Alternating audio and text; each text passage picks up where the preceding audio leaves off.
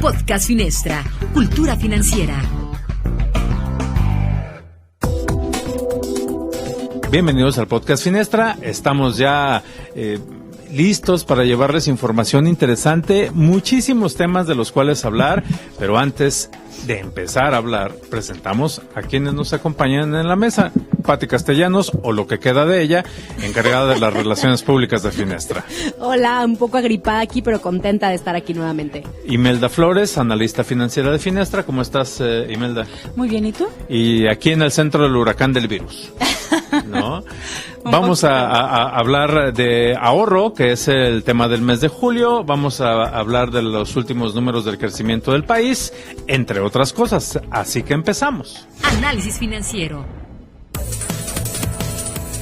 El tema de julio del informe Finestra, pues es parte de lo que decíamos, la esencia de la cultura financiera, el ahorro. Y hemos estado viendo en los últimos meses números respecto a que han disminuido las aportaciones voluntarias en las Afores.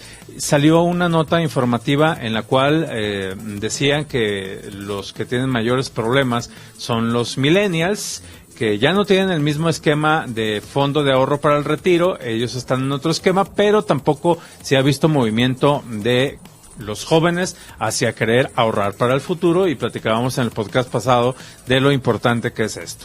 Exactamente, en el podcast pasado hablábamos del ahorro informal, que era tener el dinero en el colchón, en la tanda, etcétera, etcétera, ¿no? Y vamos a hablar del ahorro formal.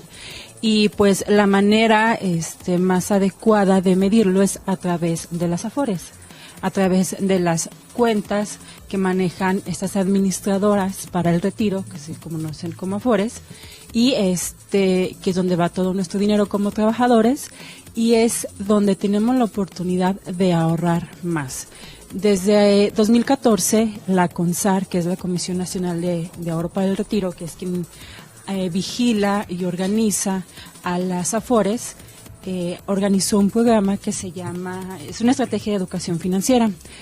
Dentro de esto salen el proyecto de invitar a los mexicanos que ahorremos adicionalmente. De hecho, habían unos videos muy famosos de cantantes que era de 10 pesitos, porque la idea era que desde 10 pesitos uno puede ahorrar, ¿no? Añadirlos, hacer aportaciones. Esas son las aportaciones adicionales o voluntarias. Entonces, a grandes rasgos, ha rendido frutos de 2014 a la fecha, datos concretos desde abril. Estamos hablando que ha crecido un 279% en 5 años. Es un dato bueno. De no ahorrar, por lo menos se está ahorrando de poquito en poquito. De poquito en poquito, exactamente. Y en 2016, Hacienda da la oportunidad de que quienes ahorran a largo plazo, o sea, que el dinero que yo ingreso a mi Afore y que no lo va a retirar, que se va a quedar ahí hasta mi retiro, esos montos se pueden hacer deducibles. Entonces es como un incentivo más para que los mexicanos ahorremos.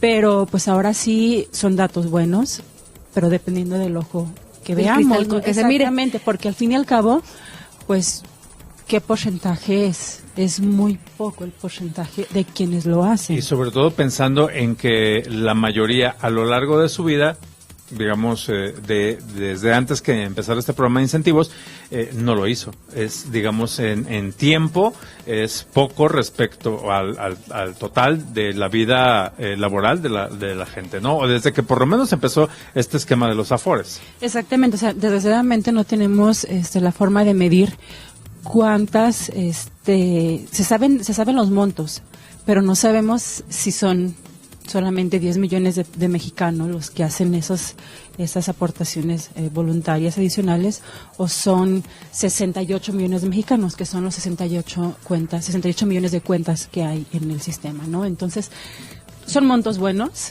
pero ¿cuántos mexicanos son los precavidos que lo hacen? ¿Son muchos con poquito o son pocos con mucho dinero? Ese es un tema que nos gustaría como saber para medir de cierta manera dentro del ahorro formal qué tanto ahorramos realmente los mexicanos. Claro. Y aquí lo que llama mucho la atención es que las mediciones arrancan a partir de la necesidad económica de tener los datos para saber en dónde estamos parados, pero vivimos por lo menos unos 20, 25 años en los cuales nunca se tuvieron estos datos y hubo poca preocupación. Vamos, en los años 80 no se hablaba de estos fondos, no lo sabía, que es una cosa que pues habrá muchos que critiquen el neoliberalismo y a los tecnócratas, pero fue lo que vinieron a traer a mitad de los 90, que empezó en 1997 el esquema, y ahora pues estamos viendo las consecuencias de que desde el primer momento no se hizo esta campaña o esta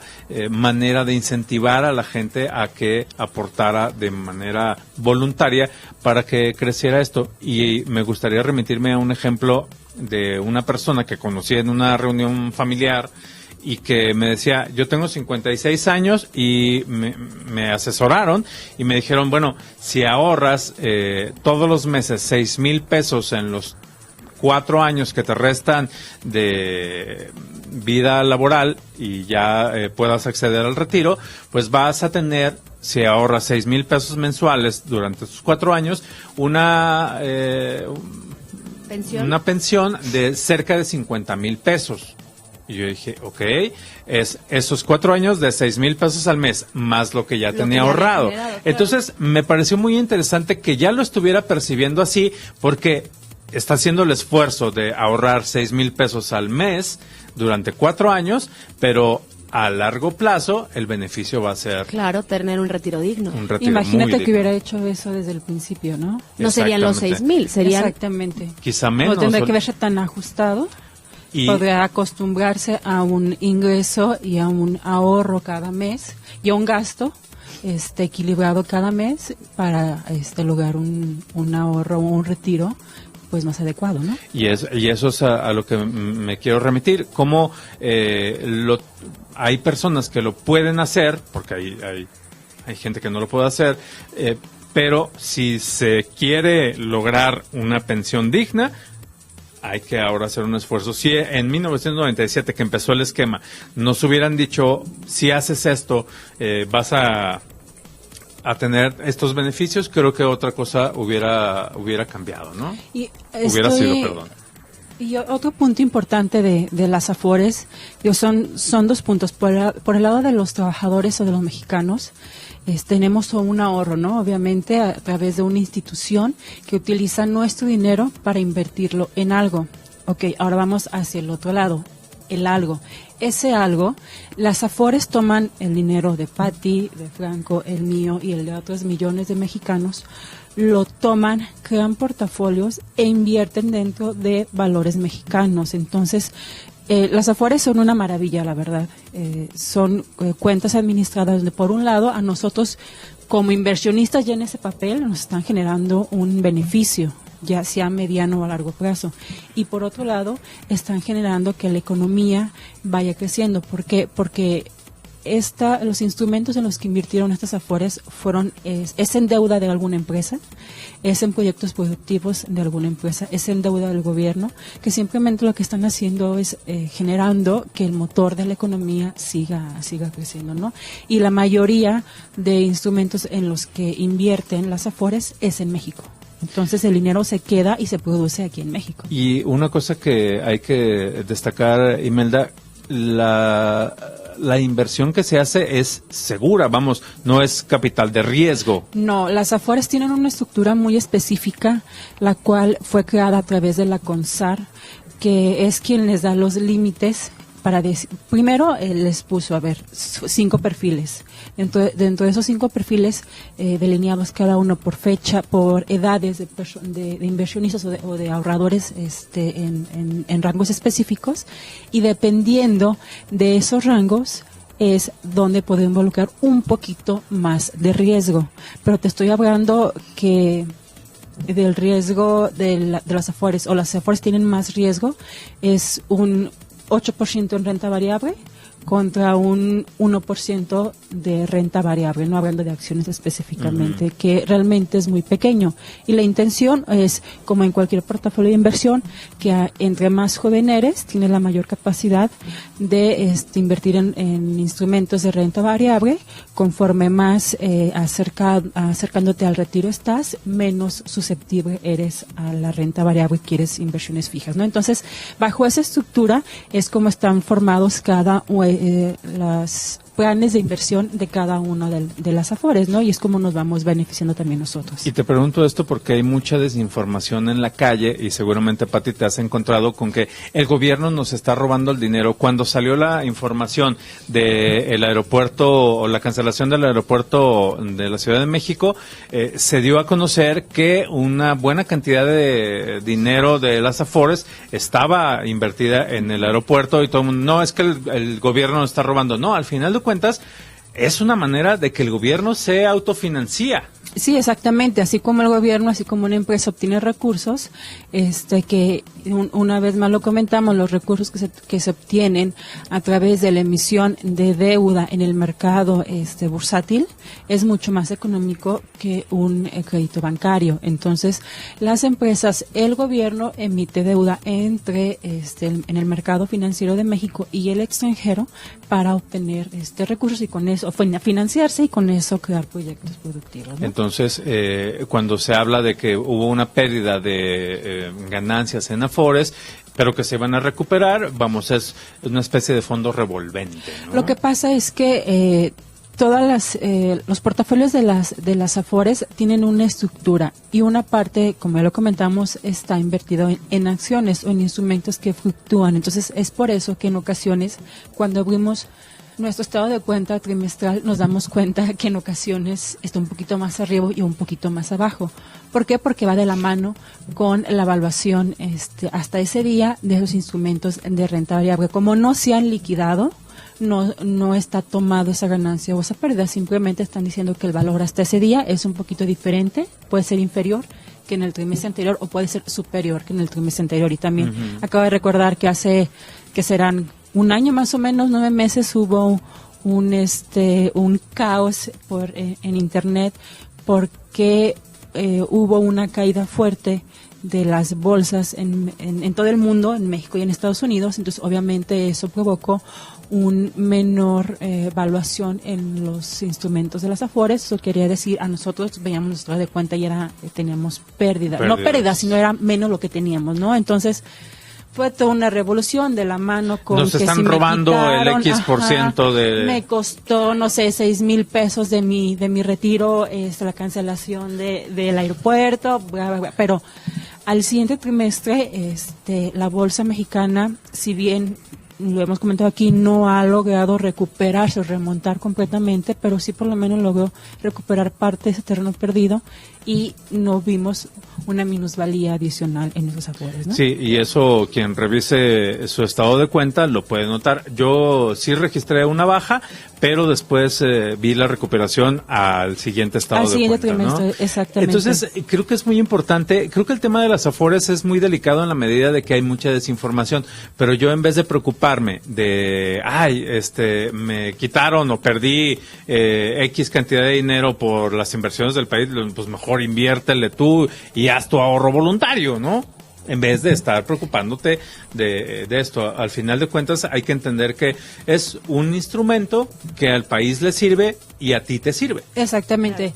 Tomen en cuenta que las Afores son completamente unos instrumentos de los pocos instrumentos que tenemos acceso en México, tenemos acceso a la mayoría de mexicanos, que te ofrecen un buen rendimiento y que minimizan el riesgo. Recordemos que en cuestión de finanzas todo tiene un riesgo, aunque sea pequeño, pero siempre va a haber un riesgo, ¿no? Un CETES tiene un riesgo, un bono de México tiene un riesgo, un bono de Estados Unidos o de Alemania, que son los seguros, los catalogados como seguros, todos tienen un riesgo, ¿no? Minúsculo, pero lo tienen. Entonces, las Afores en México son los portafolios de inversión que tienen los menores riesgos registrados. ¿Por qué? Porque tienen una estructura bien organizada, bien organizada a los requerimientos de los mexicanos, de diferentes perfiles de los mexicanos, ¿no? Con la finalidad de lograr un beneficio al final de X periodo para los ahorradores. Y se me ocurre que, no lo vamos a tratar en este podcast, pero para los siguientes les prometemos tratar el tema de las modificaciones que se le hizo a este régimen y que ahora están afectando a las nuevas generaciones, que ya no tienen los mismos beneficios que quienes ya trabajábamos cuando empezó esto en 1997. Yo empecé a trabajar en el 1992, digamos, ya en una nómina, estar en forma y empezar a cotizar en el Seguro Social, etcétera, y yo todavía tengo esos beneficios. Quienes, creo que fue la modificación en el 2004, 2006, hubo una modificación del régimen, no tenemos la fecha exacta, pero bueno, les prometemos que la buscamos y tratamos el tema.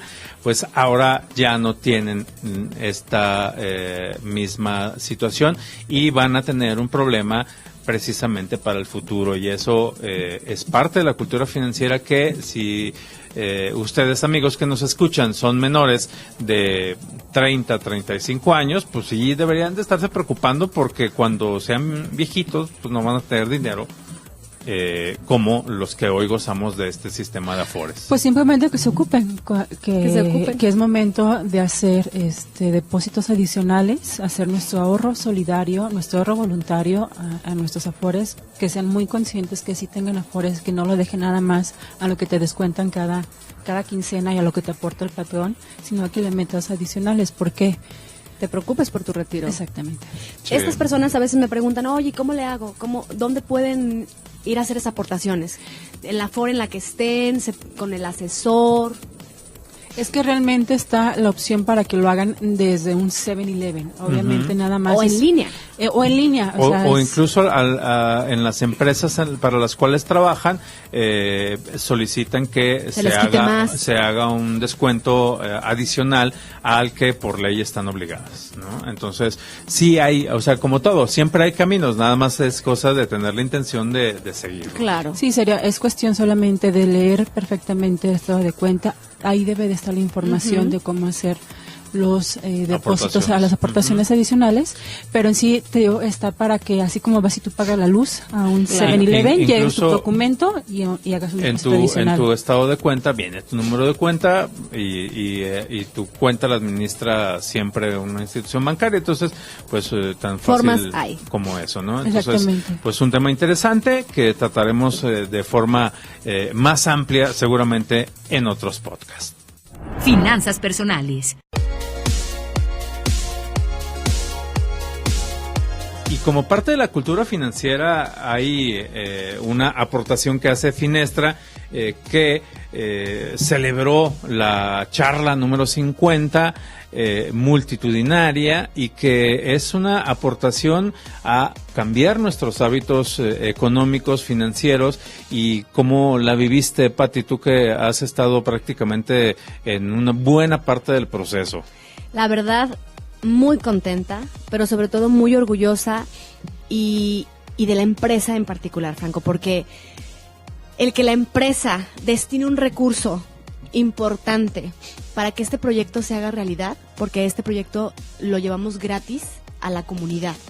De muchas maneras, podemos ir a tu empresa, podemos ir a la institución, a la escuela, o abrimos un espacio cada mes y medio aquí en las instalaciones de la torre donde está la sucursal de Finestra, y son 6 por año. Entonces la empresa sí destina un recurso importante para que este proyecto siga en pie, porque la empresa realmente cree que primero hay que dar para recibir, y que se vuelve ese círculo virtuoso en el que si tú das un poco del conocimiento que sabes, o sea que tienes, lo esparces. ¿Está bien dicho? Porque luego decimos palabras. ¿Lo esparces o lo compartes? Lo compartes, con las personas que necesitan tener esta información para mejorar sus vidas. Se vuelve una causa bien bonita. Entonces, orgullosa, feliz de ser parte de este proyecto, de ver cómo ha crecido. Tenemos más de 8 años dando estas charlas. Hemos tocado a más de 10,000 personas solo en las charlas, que son 6 por año. Más no te cuento los 8 años trabajando en empresas y demás, sino que sumamente importante esto que estamos haciendo, y con que 50 me hayan escuchado y me hayan hecho caso, y yo me doy por bien servida, Franco. Y hay que, ojalá sean más. Y hay que establecer la diferencia que bien dice Pati. Hay un tipo de charlas que es las que siempre les invitamos, que si tienen un grupo de amigos, compañeros de trabajo, gente de su comunidad que quieran tomarlas, digamos que es un trabajo específicamente para ese grupo, sí. Pero se hacen también convocatorias públicas para que vengan cada 2 meses. Mes y medio más mes o menos. Y medio a estas charlas, ¿no? Y así que es las que celebraron esta charla número 50. Así es. Si tú multiplicas 6 por año, para llevar 50 llevamos más de 8 años haciendo esto. Pues es lo que les decía en ese momento en el auditorio. 50 a lo mejor dices, pues 50 se escuchan muchas, pero ¿qué tanto esfuerzo hay detrás, no? Son 8 años de trabajo para hacer realidad que el auditorio se llene con 200 personas cada vez que lo hacemos. Y si son cerca de 10,000 personas, ¿sí? Nada más para poner un símil, es como llenar el auditorio Telmex o el auditorio nacional de la gente que ya ha pasado por estas charlas. Sí, la verdad estamos súper orgullosos y súper contentos de este proyecto. Les invitamos a sumarse. Si usted que me escucha tiene amigos, familia, o usted tiene problemas financieros, no dude en decidirse a cambiar malos hábitos financieros, y ese es el primer paso. Escuchar esta charla es el primer paso, después vendrá otros talleres que tenemos o una asesoría personalizada que es como ir al doctor. Si tú estás enfermo de algo, vas al doctor, te diagnostica, igual es un asesor financiero. Tienes tus finanzas y tus hábitos mal, te diagnostica el asesor financiero y partimos de ahí, ¿no? Pati, ¿y qué tan importante es el tema del ahorro en estas charlas y qué tan importante es como punto de partida para mejorar tu situación financiera? Vital. Es la primera clave de la riqueza, el ahorro. Y para poder entender que es la primera clave de la riqueza, tienes que entender que es parte de tu vida, que es del día a día, que no es si se puede, que no es ahí luego, que no, es que es lo primero que debes de quitar cuando recibes dinero. Lo primero que tú debes de quitar al recibir tu quincena, en tu negocio, es el ahorro. Y con lo demás, te haces bolas. Entonces, eso es lo primero que necesitamos plantar esa semillita en las mentes de todos los mexicanos. Y es lo que hacemos con estas charlas. El ahorro es vital. Oye, es la primera clave de la riqueza. Pati, y ahora que hicieron este evento de la charla número 50, ¿te encontraste o vino gente que fue de las primeras que estuvo y que vino pues, ahora sí que a celebrar? La verdad es que sí vi caritas que ya había visto, no sé si fueron de las primeras o no, han sido muchos años, pero hay gente que me da muchísimo gusto saludar solamente porque se me acercan y me dicen, te quería volver a escuchar porque cambiaste algo en mi vida. Y para mí, bueno, me llena el corazón de gusto y me da muchísima alegría que las personas por lo menos hagan ese esfuerzo de venir a escuchar algo diferente y que repitan, bueno, pues me siento halagada. Y que esa es la parte importante. Con el hecho ya de empezar es un buen signo. Sí, ¿no? Es que si ya vienes es porque ya estás dispuesto a hacer cosas diferentes para obtener resultados diferentes. Entonces eso me queda clarísimo y me da mucho gusto. Pues felicidades a Finestra, felicidades Pati por estas charlas, que luego a lo mejor mucha gente va a pensar que llegas y nada más lo regañas, pero es por una buena causa. Sí, completamente. No lo regaño tanto, no crean cosas que dice Franco. Es que yo a veces veo los videos que suben en las redes sociales y me asusto. Es que ella habla fuerte, que es diferente. Tengo un tono. Sí, es que sabe que lo tengo que regañar un poquito para que ahí sacudirlo un poquito, pero para que entiendan. Sí, pero no, luego los chiqueo. Sí, eso sí, porque por cierto, la charla 50 salieron con un montón de obsequios y cosas bonitas ahí que se les dieron. Es solamente un apoyo simbólico por haber dado ese paso. Exacto, ¿no? y por festejar con nosotros. Así es. Esa charla. Pues está abierta la invitación siempre, si ustedes tienen esta inquietud, Pati, ¿a dónde y cómo se pueden llegar a estas charlas financieras? Con gusto, pueden llamar al 36 15 40 50. Ahí mi compañera Denise de la Torre los va a atender con mucho gusto, o por redes sociales, que ahora ya es más fácil, ¿no? Facebook Cultura Financiera y Twitter Finestra MX.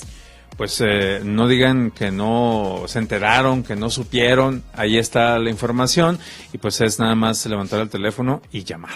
Así es. Tipo de cambio.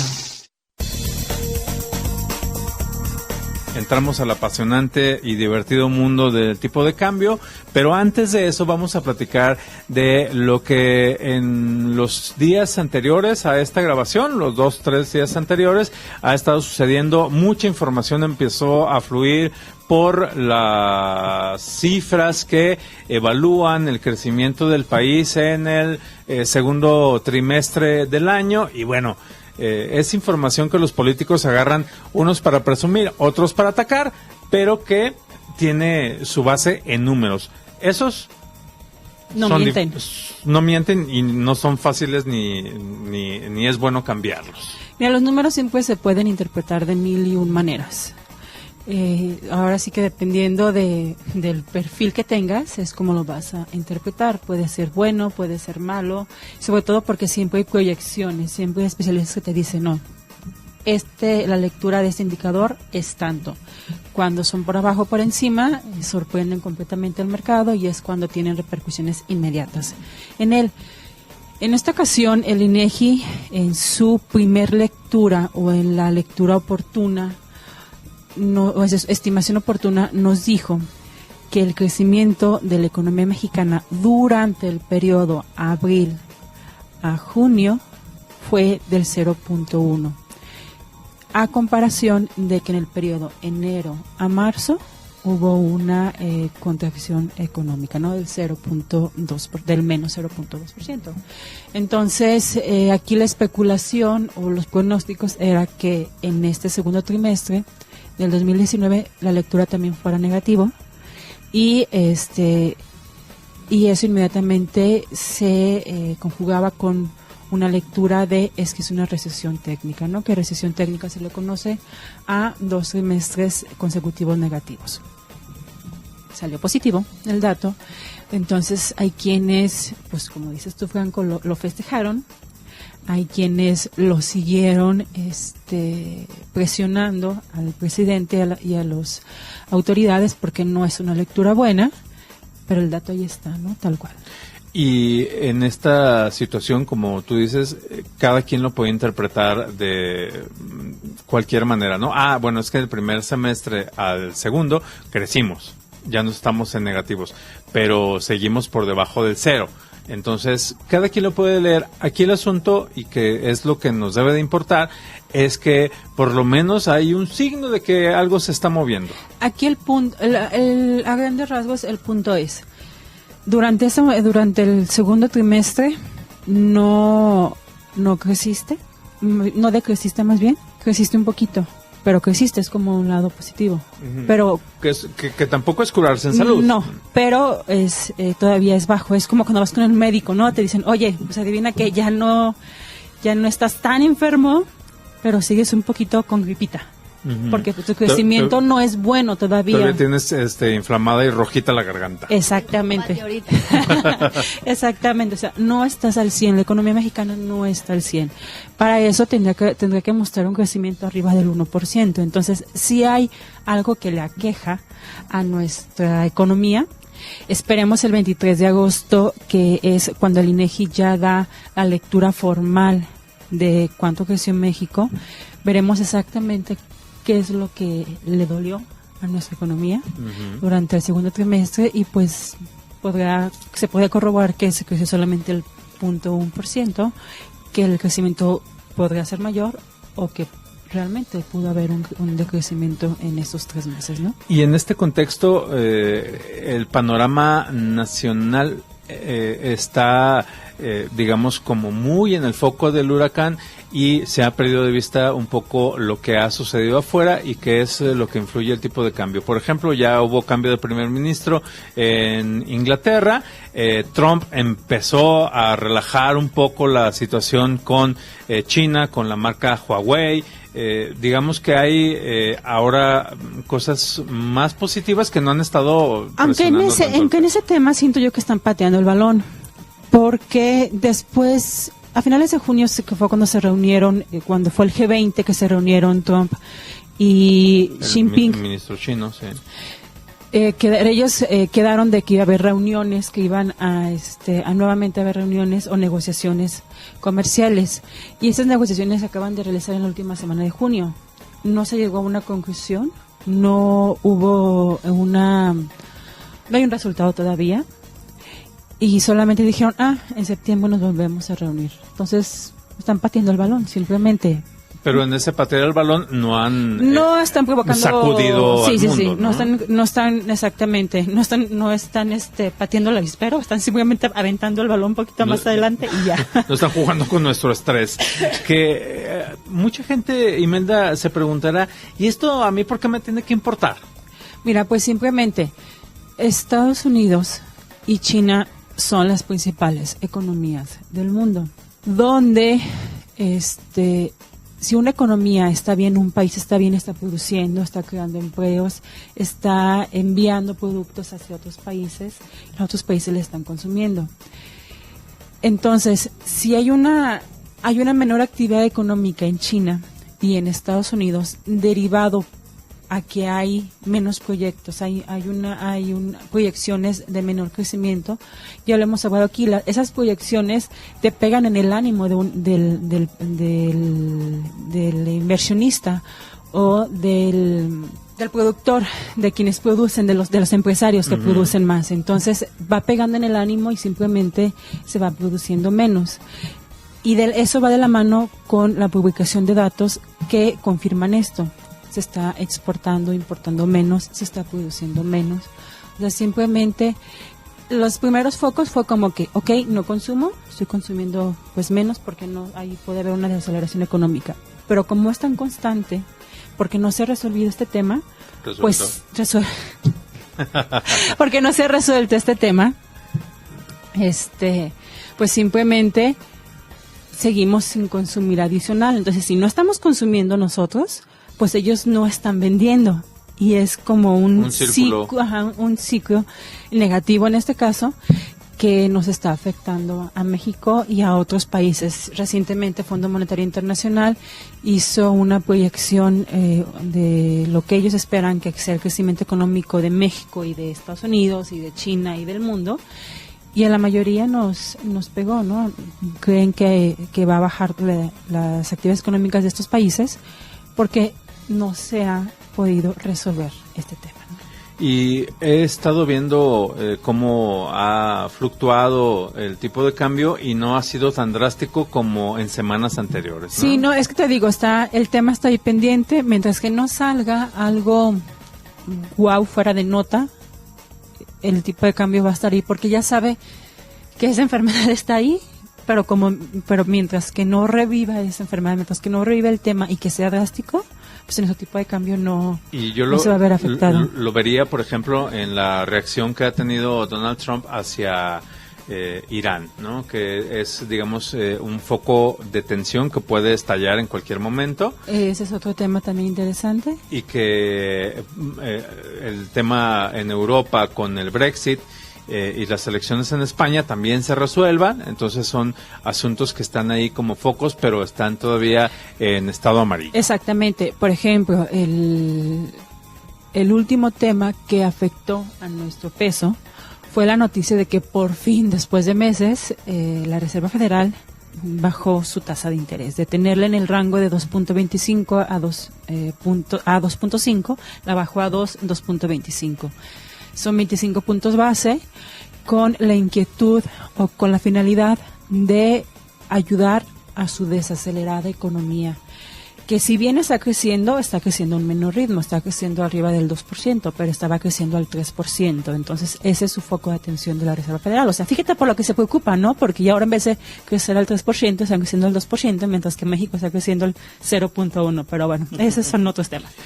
Entonces, son niveles. Sí, son temas diferentes. Entonces, la noticia que pegó al tipo de cambio es de que el presidente de la Reserva Federal dice, voy a recortar o recortamos una tasa de interés, pero esto no es un inicio del ciclo de bajar tasas de interés, porque los bancos centrales no es que digan, hoy voy a subir tasa de interés, de la próxima reunión, que es en mes y medio, pues lo voy a bajar.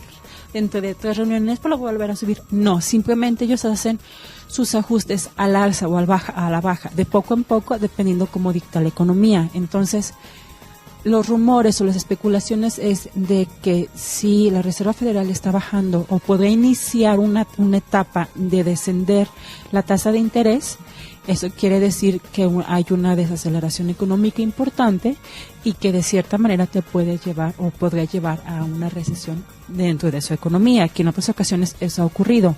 Bajan tasa de interés Estados Unidos y es porque ya está en recesión o está a punto de caer en recesión. Entonces, el hecho de que Jerome Powell, que es el presidente de la Reserva Federal, dijera, oigan, no lo tomen como un inicio de tasas, no lo tomen como que de aquí en adelante va a seguir bajando tasas, eso benefició al dólar y por ende, inmediatamente, pues pegó a nuestro tipo de cambio e hizo que nuevamente brincara y cotizara cerca de los 19.20 interbancarios, ¿no? Y que ahorita se ha mantenido más o menos en esos rangos y que yo creo que así va a estar por lo menos un mes. Eso considero yo, que no soy experto. Ya vamos a ver ahora Banco de México qué hace, a ver si Banco de México baja o no baja tasa. Exactamente el día que la Reserva Federal bajó tasa, Brasil también lo hizo, sorprendió al mercado, pero fueron 50 puntos base. Entonces, Brasil y México son las economías, no nada más de Latinoamérica, sino del mundo, que tienen las tasas más altas y que tienen una buena referencia en el mundo financiero, porque ahí está Argentina, ahí está Turquía, que tienen tasas del 30 o 50%, pero sus economías van muy malas, entonces invertir ahí es invertir en un volado, literal, ¿no? Son bonos basura, pero en México y Argentina no, y Brasil no.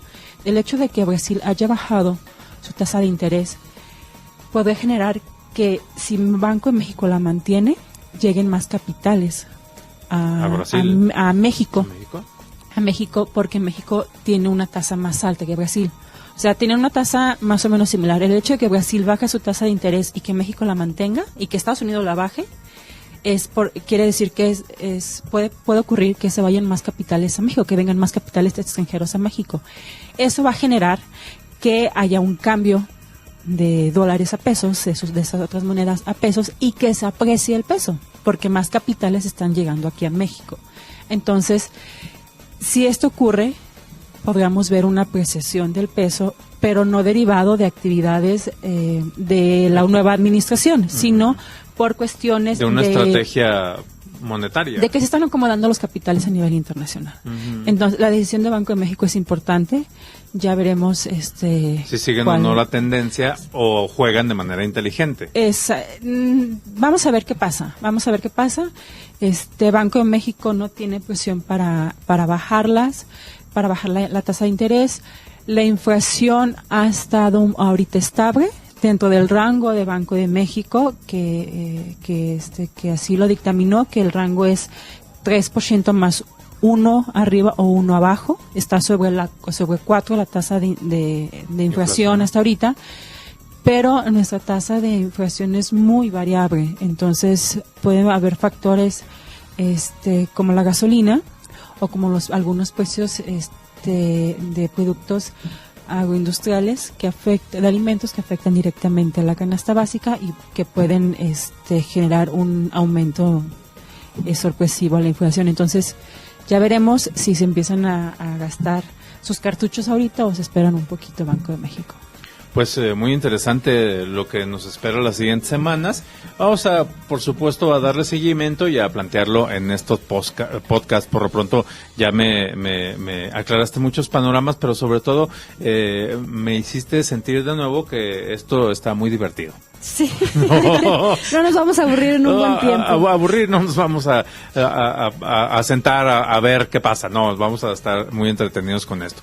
Pues así llegamos al final de este podcast Finestra y pues le agradezco a Imelda Flores todas sus explicaciones para nosotros, gente de a pie, que ya logramos entender un poco más sobre este juego de la economía. Gracias, Imelda. Al contrario, a ustedes. Gracias, Pati Castellanos, por la celebración. Felicidades de nuevo y pues qué bueno que nos inspires a cambiar un poco, aunque tengas gripa. Gracias a ustedes. Yo se despide de ustedes Franco Daniel Gómez. Que pasen buen día, tarde, noche, como sea, y nos escuchamos en el siguiente. Esto fue Podcast Finestra, Cultura Financiera.